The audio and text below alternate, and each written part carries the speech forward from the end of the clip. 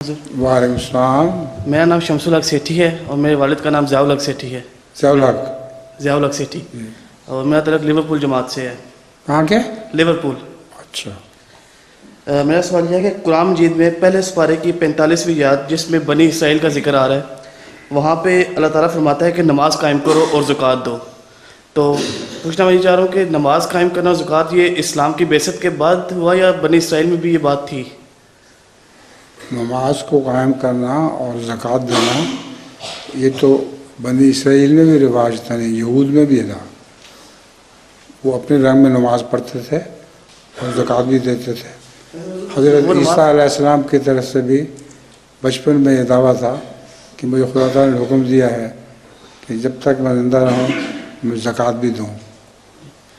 بنی اسرائیل کی نماز کس طرح کی تھی؟ کیونکہ نماز کے بعد میں اللہ تعالیٰ نے رسول اللہ صلی اللہ علیہ وسلم پر فرمایا کس طرح پڑھنی ہے. نہیں، ہر ایک کی عبادت کا ایک طریق ہوتا ہے. نماز ضروری تو نہیں کہ مسلمانوں کی طرح پڑھی جائے. ان کی اپنے عبادت کا رنگ ہے، عیسائیوں کا اپنے عبادت کا رنگ ہے.